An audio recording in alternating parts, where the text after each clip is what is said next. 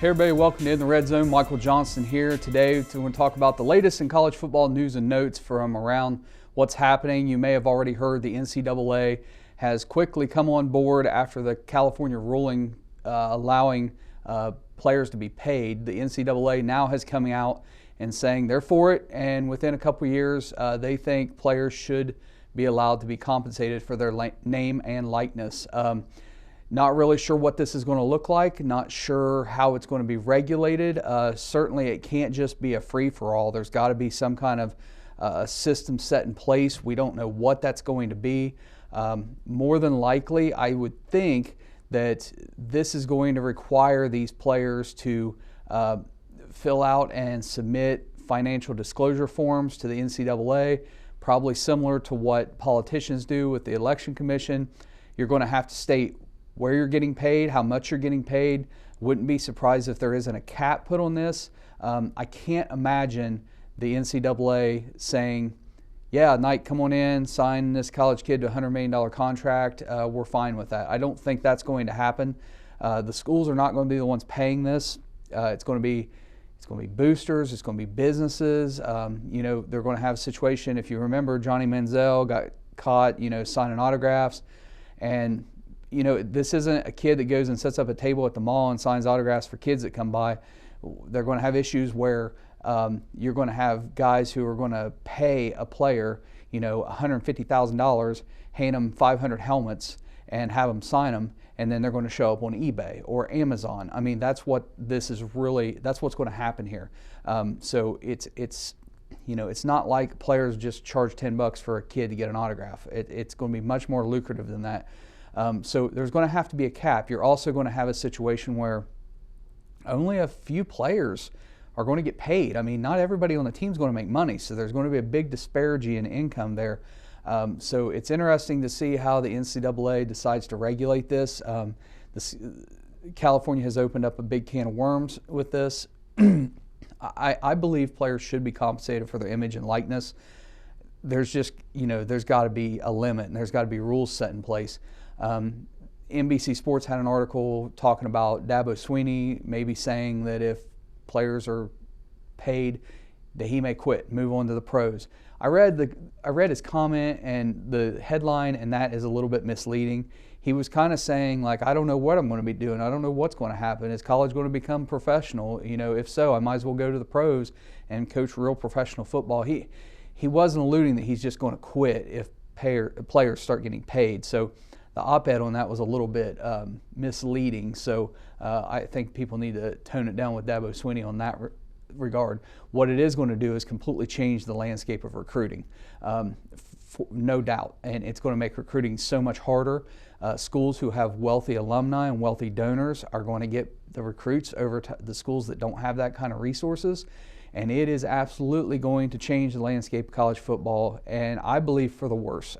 It's not that I don't want to see kids getting paid, but, I don't know. I could see this turning out to be really bad for the game of college football.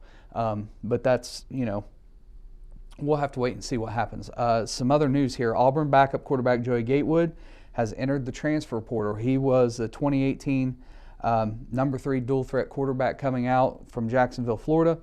He is a redshirt freshman, battled with Bo Nix for the starting job this year, did not get the starting job. Subsequently, it was reported that he had a meeting with the Auburn coaches and afterwards decided to enter the transfer portal. Probably can't blame him, and as much as true freshman Bo Nix has struggled this year, you would have thought that they might have thrown Gatewood in there and given him a shot. He hasn't gotten that shot. It doesn't look like he's going to give him that shot. So he's out. It's unfortunate because I think he's a good quarterback. It remains to be seen where he will land. There's been no schools mentioned. I would keep an eye on, this is my personal belief, keep an eye on LSU. I know they have Miles Brennan there, but after Joe Burrow leaves, there's going to be an opening there. So he will clearly have to sit out 1 year. I don't believe he's already redshirted, so he shouldn't be able to take a redshirt this year. So he will have to sit out a year. Miles Brennan's probably going to be the starter next year at LSU, but that could open the door afterwards. So we'll have to wait and see. I think, like I said, keep an eye on LSU there. Tua practiced today. I guess his workout was extremely light. This comes 10 days after his surgery with the high ankle sprain. He was not participating during the media availability part of practice where the media can watch practice. He wasn't out there. It came afterwards. I guess he didn't do any team activities. And from what all the reports are that Nick Saban said that it's going to be a game time decision for Tua. So something to keep an eye on as we approach that LSU-Alabama game. Michigan recruit J.D. Johnston, a 2023 star recruit, has had to retire. He's had a heart condition since I guess he was 12. They were going to go in and do an adjustment. Turns out they can't do that, and if he were to play, he risked a rupture. It could cost him his life, so he has decided not to play. So Michigan has lost him. However, and this is just a great thing here, Jim Harbaugh is going to go ahead and honor the scholarship to Johnston. So he is going to go to Michigan. He is going to get to go to school on a scholarship, and they've also offered to bring him into the staff, at the Michigan staff, I'm assuming the coaching staff, in some capacity. We don't know what that's going to be, but J.D. Johnston is going to be able to be a part of the Michigan team, even though he will never play a snap. It's unfortunate. Heart and prayers go out to the kid. We wish him the best going forward. Maybe he'll end up being a great college coach one day. Chase Young, after his stellar performance against Wisconsin, he's now being thrown out there in the Heisman mix. Right now, it looks like Joe Burrow is the leading candidate for the Heisman, followed by Jalen Hurts and Tua. If Tua can't play against LSU, I think his chances are pretty much done at that point. Chase Young enters the mix. He is the top non-skill player in college football, might be the best player overall, period, in college football. J.K. Dobbins and Justin Fields also entering the mix in the Heisman race. So that's 3 Buckeyes being considered for the Heisman, so we'll have to keep an eye on that. And then, of course, Joe Burrow being the transfer from Ohio State. So cranking out a lot of talent at Ohio State. So we'll have to see how that goes. Chase is he's got a couple more big games coming up with Penn State and with Michigan. If he turns it on like he did against Wisconsin, those teams, he's got to be a serious contender to win that Heisman at the end of the year. So we'll have to keep an eye on what Chase Young does. And finally, for Miami, quarterback Jaron Williams has been named the starter this week against Florida State. Some of you may remember Williams got hurt back in the game against Virginia Tech, injured his arm, had been replaced by N'Kosi Perry. Last week, N'Kosi Perry struggled against Pitt.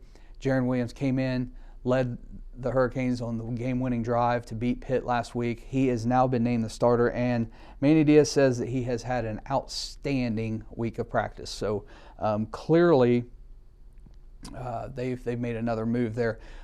Going into the week, all 3 quarterbacks for Miami were listed on the injury list as questionable, but clearly Williams is going to be okay to play. So, should be a good game with Florida State. Florida State has found an offense. Cam Akers also on that injury list, but he probably is going to play more than likely. So it should be a good game. Should be maybe a high-scoring game. We already did the picks earlier this week. I picked Miami to at least cover the spread. At that point, Florida State was a 6-point favorite, so we'll have to see what happens. So that's it. That's the latest in college football news from around the country. Thank you for watching in the Red Zone. Please subscribe to our channel if you haven't subscribed, like the video, and we always want to hear your comments and what you think. And if I missed something, let me know. And if there's any news we're missing, let us know as well. So thank you for watching, and enjoy this week for college football.